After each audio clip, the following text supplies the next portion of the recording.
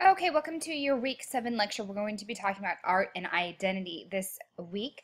This is a fairly short lecture, so it shouldn't be take me too long to get through the video. A lot of it is going to be just information I want you to kind of be considering and reading on the slides themselves. So it's kind of more, we're going to talk about how do we study non-Western art, and then we're going to talk about the body a little bit as well with the idea of identity.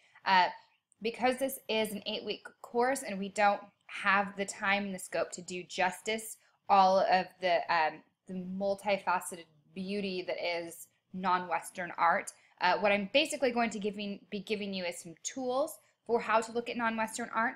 If you click on this this link here, it will take you to a YouTube page, and it's actually a TED Talk. It's not about art, but it's about culture, and it's about how, are we different? Are we the same? Are we both?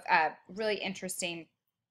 So that's a good way to start off this lecture, just kind of remembering, that there are things that we have to consider when we're looking at our own culture, and then looking at cultures that are outside of our own, and, looking at them through our own cultural lens, or trying to kind of get beyond that and look at it from a new perspective. So I do want you to be aware of this term ethnocentrism. So this is the tendency to believe that one's ethnic or cultural group is centrally important, and that all other groups are measured in relation to one's own. The ethnocentric individual will judge other groups relative to his or her own particular ethnic group or culture, especially with concern to language, behavior, customs, religion, etc.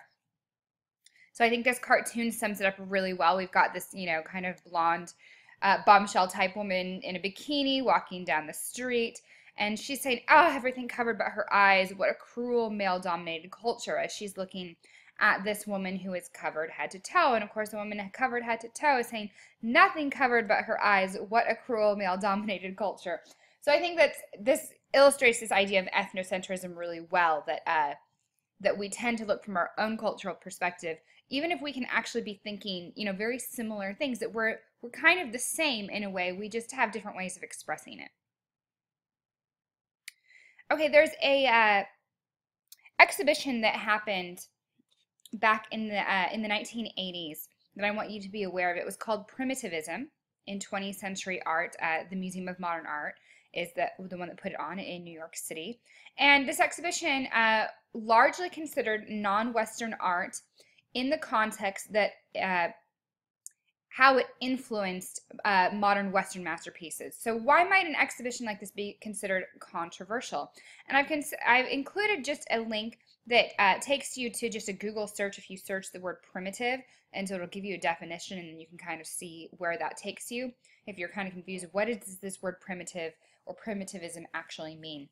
But what made this this exhibition quite controversial was the fact that these non-Western art pieces, these beautiful masquerades, sculptural work, etc., was only being viewed through the context that it inspired Western, great Western artists like Pablo Picasso to create, these masterpieces. So it wasn't necessarily being appreciated on its own, in its own context. For when we take non-Western art, especially something like African art, if we take these masquerades, for example, if we take them, we put them in a white museum, under glass, lit, and we're viewing them from a strictly almost formal perspective. We're looking at line quality and color and all these formal elements that we've learned. We're not really getting the true context of this piece, what it was originally used for. The fact that you would only be viewing this in its original context in a performance, right?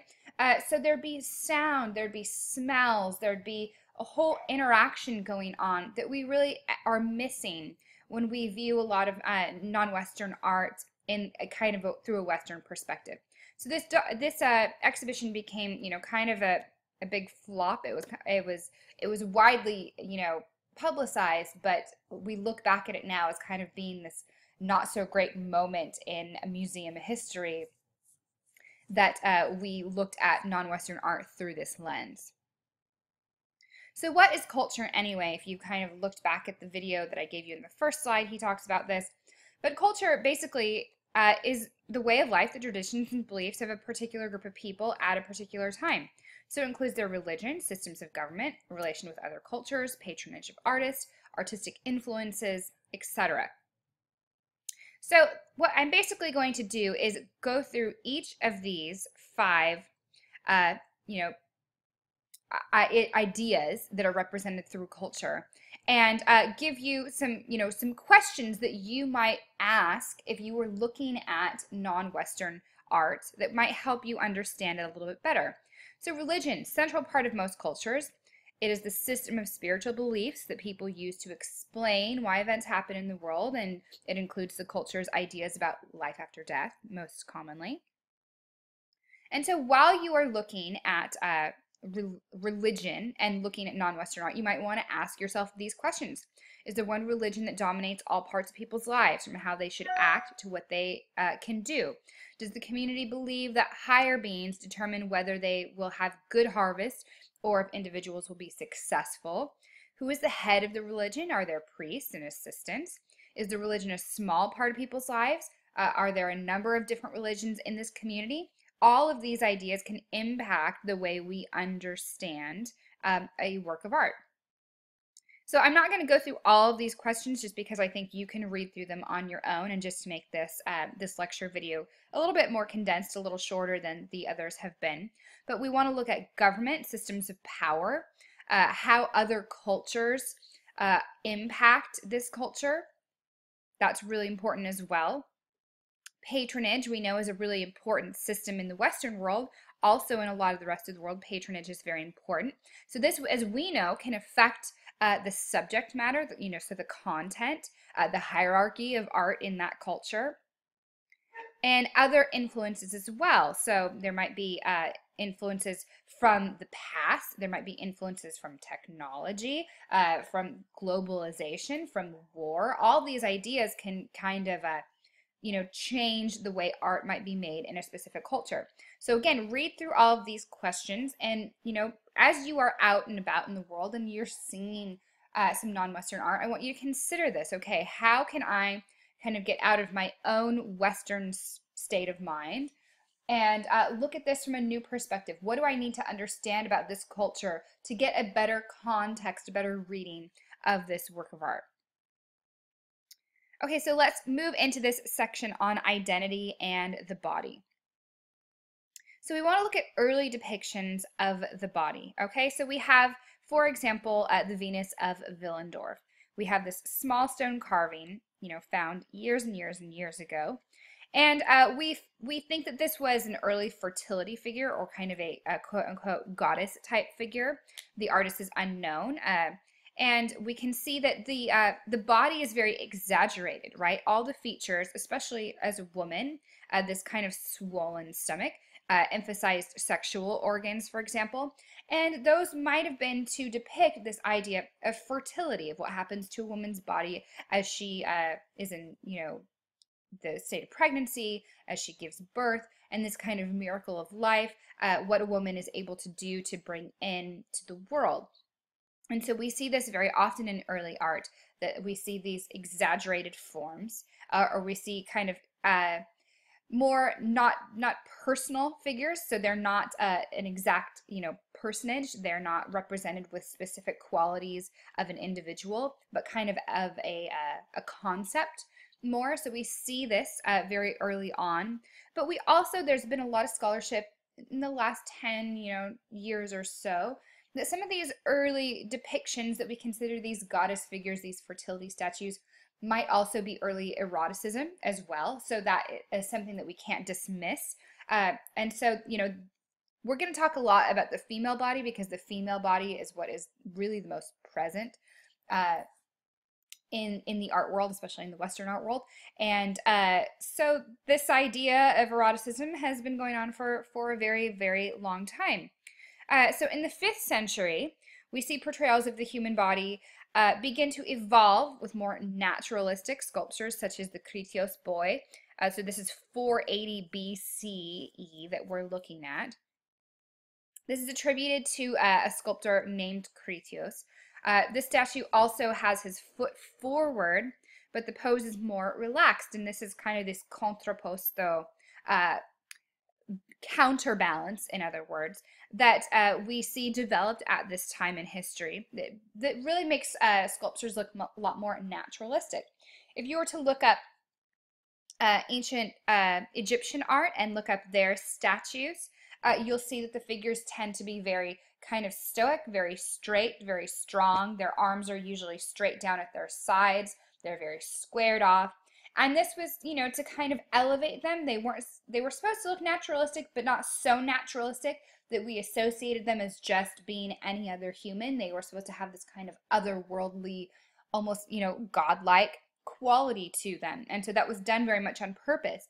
And the Greeks were all about naturalism. They were about the idealistic human form, and especially the male idealistic human form was favored the most in Greek culture. But so we see with contrapposto this counterpoise or counterposition or counterbalance, this really more dynamic human portrayal. And this is, really the best way that we were able to capture this kind of naturalism. And we lost this for a long time during, the Dark Ages, and then the Renaissance is when we kind of gained it back again. So the Greek and Roman artist tradition is often depicting gods and goddesses with these idealized human bodies. It was rejected in Western Europe during the early Christian era and Middle Ages because the practice was linked to idolatry and pagan religions. And so we see the body as, unclothed, really celebrated in early human history. And there's no, sense of shame necessarily. But in the Dark Ages, when the early Christian church, in Europe kind of starts developing, and in the Middle Ages, we see this kind of different approach. We see them up until the Renaissance, really, in Europe, we see the unclothed body associated with shame, sin, suffering, humiliation. The nude human form does not typically appear unless it is clearly taken from a classical source or associated with a biblical reference, such as Masaccio's fresco here. So we have Adam and Eve being banished from paradise. And look at their faces. They're naked. Eve is covering herself. Adam is covering his face, so his genitalia still gets to be shown in this portrayal. And yet they're in anguish. Their nudity is not a good thing here. It's shameful. And this is really what we see early on in European art. If you go to the Vatican Museum, they still, to this day, a lot of the sculptures that they have that they, are Greek or Roman in origin, they've created these small stone fig leaves that they place over genitalia in a lot of the Vatican Museum work. And you would never see that with the original Greek and Roman sculptures. They celebrated the human body. And so we have this whole movement called humanism that happens that kind of starts to change a lot of this, and we associate this a lot with the Renaissance. So we have this cultural and intellectual movement that emphasizes secular concerns as a result of the rediscovery and study of the literature, art, and civilization of ancient Greek and Rome. So we have in 1508, shortly after Michelangelo completed his own sculpture of David, we have the Sistine Chapel, right? And we have this endeavor that took 4 years to complete. Most famous of these, of course, is the creation of Adam here. And we have this celebration of the nude form of Adam being touched with the spark of life, and, this depiction of other idealized nudes kind of all surrounding. And there's, again, this celebration of the body as being both very human and beautiful and divine, and kind of a representation of the human soul as well. So we have, quite a shift from 1427 in Masaccio's representation of the nude body to Michelangelo's in 1510, just not quite 100 years later. And so we see this start to shift again. So you have to keep in mind, art movements are always a reaction to what came before. They're either a reaction against, or they build upon current ideas. So we can see this reaction against the shame, the suffering, the humiliation of the Dark Ages. And then we see this reemergence of the human bodies being something divine, really, the way they kind of viewed it, and a celebration of, uh, God's creation in a way. Okay, so, but then we start to see something interesting come, and it's really not new, but this is a good example that I like to give of the way the female body starts to be represented in work of art. So this is the story of Perseus and Andromeda. If you've ever seen Clash of the Titans, I prefer the original from the 1970s. But it's about this story. And so we have, the heroic figure Perseus who's rescuing Andromeda from the Kraken. And she's kind of represented as this, very passive character in this story. And you could really spend a lifetime just studying representations of the female body in art. It's a really hotly debated, widely used subject across historical timelines and mediums. So here we have, this is a Roman fresco from Pompeii. So we're talking 1st century AD here. And you can see that Perseus, he's got the head of Medusa, he's wearing a cape, he's got his sword, he has his sandals, and nothing else. He's this heroic, active, nude figure. Where we have Andromeda back here, who's, very, she's clothed, her breasts are showing, but she is clothed. She's this very kind of passive figure. And so we see nudity represented as this, heroic thing when it's from the male perspective, when it's the male nude. So Andromeda was really a secondary player in this scene. This is really about Perseus. Well, now let's look at this same story as represented by Peter Paul Rubens in the Renaissance. So we're looking 1639 to 40 here. Okay, so Andromeda is now the idealized nude, yet her nudity also reflects helplessness, while the armored, heroic, and clothed Perseus frees her. So what accounts for these differences? So we have the heroic male figure represented as nude here. But when we see nudity here, it's not as this heroic figure, it's as this still passive, kind of helpless figure. So there's already this major difference in the way the nude female body and the nude male body are represented early on in artwork. So while the female nude is one of the most commonly used themes in art, sometimes artists like to question intentions. If we disguise a nude as a quote-unquote classical figure, for example, is it any less eroticized? There's a link about this specific work from our friend Edward Manet called Olympia, but I'll just give you a very brief analysis of this. That we have this woman, she's named, her name is Olympia. She was a known prostitute in Paris, so this was a real person. Interesting that her name is Olympia. Of course, we have Mount Olympus, so we kind of are already making this association with classical culture. And yet, look, she stares straight out at us. She's not ashamed of her nakedness. She does have her hand kind of covering her genitals. And if you really look closely, her hand is kind of very, it's almost how dare you look here.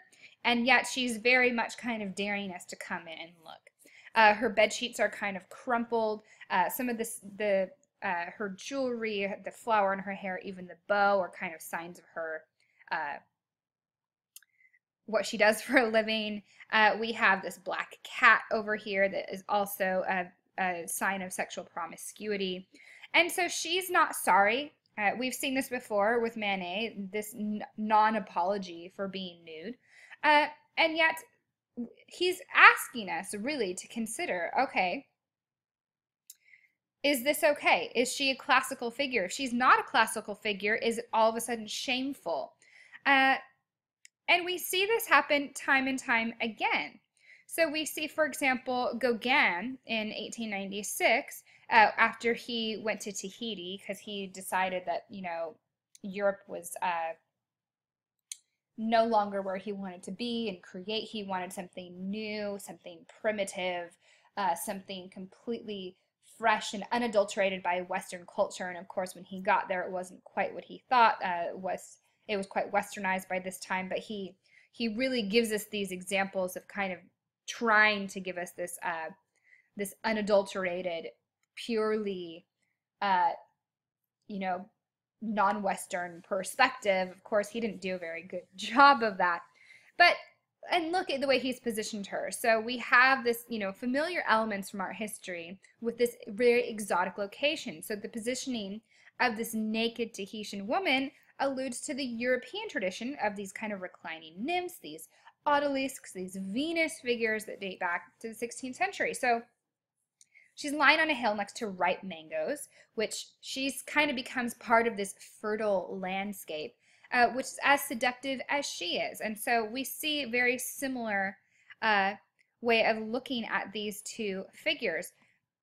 And even if you look back, there's many examples of this. And if you watch this link, it's going to talk about another painting by Titian. I believe they look at the one by Titian in this clip.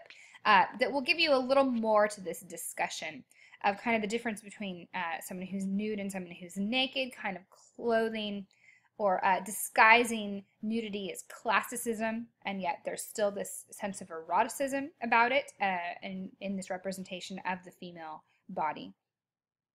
So let's talk a little bit about the feminist art movement. This is really, the whole concept of feminism is having a big renaissance right now, resurgence. I'm not going to get into that, and that's not really what we're here to discuss, but I'm just kind of giving you a little bit of a historic approach. So we have efforts by female artists to make art that reflects women's lives and experiences, as well as to change the foundation for the production and reception of contemporary art. So this is really what spawned the feminist art movement, was stuff like this. How was the female body being represented? Is this okay? How do we feel about how women artists, female artists themselves are represented? Are they taken seriously, etc.? So this is Ana Mendieta, and she does this whole series of the female body in the natural world, and she's calling this one specifically the Tree of Life. So beautiful photographs, really, again, kind of going back in a way, to this early depictions of the body, these kind of fertility statues, this celebration of femininity and what the female body is capable of doing. Is something we see with Ana Mendieta here. But really interesting artist. I encourage you to look more into her work. But what I really want to talk about is the Guerrilla Girls. And they are really known for getting this whole concept of how the female body is represented in the art world out to the public. So we have, remember this, for example. So they've taken Ingres' odalisque, grand odalisque here with the, exaggerated spine and this kind of Western woman in this Eastern eroticized exotic setting. And they've put this gorilla mask on her. They're still a group that exists today, even though they started, I believe, in the late 70s, early 80s. And anytime they speak, they always have these masks on, so their identities are hidden. But we have this billboard that went up in New York. Do women have to be naked to get into the Met Museum? So they say that less than 5% of the artists in the modern art section are women, but 85% of the nudes are female. So they're asking us again to kind of consider what this means, and is this okay, and how women artists are accepted. And there's a link, just a quick little video clip on the Guerrilla Girls. But this is the one that I really love, one of my favorite works that they did. They did these kind of public service announcements all the time. And they would post them. And so they said the advantages of being a woman artist. And of course, this is very ironic and sarcastic. So they say working without the pressure of success, not having to be in shows with men, having an escape from the art world in your 4 freelance jobs, knowing your career might pick up after you're 80, being reassured that whatever kind of art you make, it will be labeled feminine. This has been a major problem, that female artists are often, almost always, associated as being feminist artists, which let me take a moment to kind of bring that discussion and that concept into the world of Christian art as well, contemporary Christian art. That if you're a Christian and you're an artist, you're automatically labeled as an artist, a Christian artist who works in that sphere, in that subject matter. And a lot of contemporary Christian artists are not really okay with that. They want to explore other subjects. They want to get their work out uh, because let's face it, contemporary Christian art is not really taken very seriously in the art world as a whole. So we have artists like Makoto Fujimura who's been able to kind of break that mold and get outside of that sphere. But it's still kind of an interesting issue going on in the contemporary art world. Okay, so not being stuck in a tenured teaching position. In other words, it's hard for female artists who become teachers to get those tenured positions. Seeing your ideas live on in the work of others. There's this concept that their ideas are often stolen. Having the opportunity to choose between career and motherhood. There's always, and for a long time, that didn't make sense, forgive me. There's always been this kind of tension between, this idea of a woman having to choose between being a mother and having a career. And so they want us to engage with that concept. Not having to choke on those big cigars or paint in Italian suits. So making some, little jabs at some iconic artists. Having more time to work when your mate dumps you for someone younger. Being included in revised versions of art history, so they had to be revised to be included. Not having to undergo the embarrassment of being called a genius. Getting your picture in an art magazine wearing a gorilla suit. Of course, that last one is especially a joke. But they're really asking, the world to consider, okay, why are female artists treated so differently than male artists? And you may roll your eyes and think, well, we live in the 21st century. That doesn't exist anymore. Trust me, it very much does in the art world, especially in the museum world. Ask yourself when's the last time you heard of a big blockbuster exhibition that was about a female artist, or that just wasn't only about female artists, as if they only can exhibit and be compared to each other's work and not being just taken seriously as an artist in general. So these are some concepts I want you to be aware of. This was a very, very basic introduction to the idea of the body in art, and as just some tools for how we want to look at non-Western art. So again, make sure that as you're out there looking, that you kind of use these concepts and ideas and questions to really think outside of the box to get a better idea of context for the world around you.